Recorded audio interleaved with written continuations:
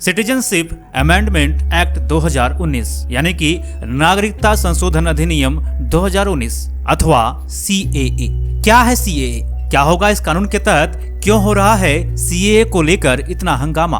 किन लोगों को मिल सकेगी नागरिकता? कैसे करना होगा आवेदन? आइए हम CAA को लेकर तमाम जानकारी साझा करते हैं। दरअसल लोकसभा चुनाव से पहले केंद्र सरकार ने सोमवार 11 मार्च को नागरिकता संशोधन अधिनियम CAA का नोटिफिकेशन जारी कर दिया है।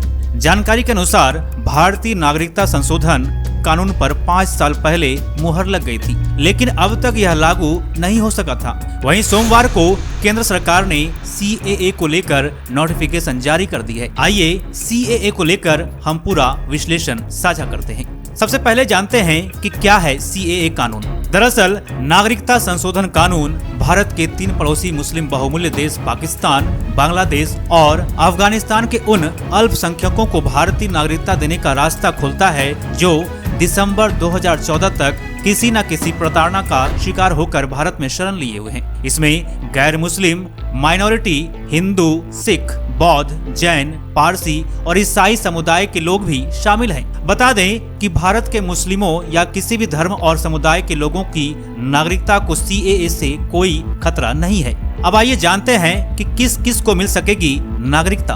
बता दें कि CAA लागू होने के बाद किसे नागरिकता देनी है और किसे नहीं, इसका पूरा का पूरा अधिकार केंद्र सरकार के पास होगा।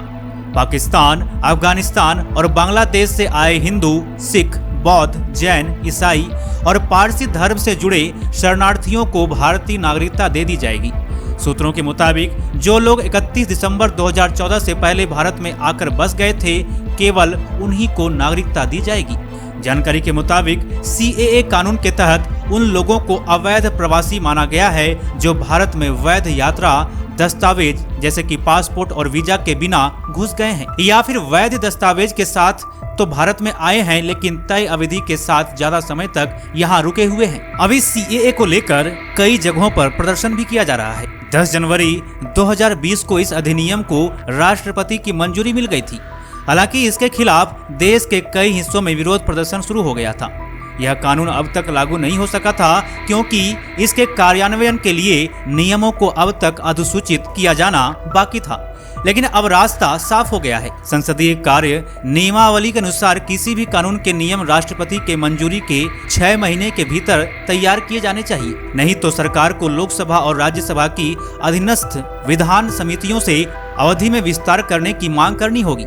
वर्ष 2020 से गृह मंत्रालय नियम बनाने के लिए संसदीय समिति से नियमित अंतराल पर अवधि में विस्तार प्राप्त करता रहा। अब आइए जानते हैं कि कैसे करना होगा CAA को लेकर आवेदन। भारतीय नागरिकता पाने के लिए पूरी प्रक्रिया ऑनलाइन रखी गई है, जिसे लेकर एक ऑनलाइन पोर्टल भी तैयार हो चुका है।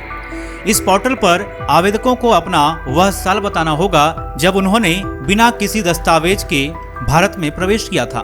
नागरिकता पाने के लिए आवेदकों से किसी तरह का कोई दस्तावेज नहीं मांगा जाएगा। पात्र विस्थापितों के सिर्फ ऑनलाइन पोर्टल पर जाकर अपना आवेदन करना होगा, जिसके बाद गृह मंत्रालय आवेदन की जांच करेगा और आवेदक को नागरिकता जारी कर दिया जाएगा।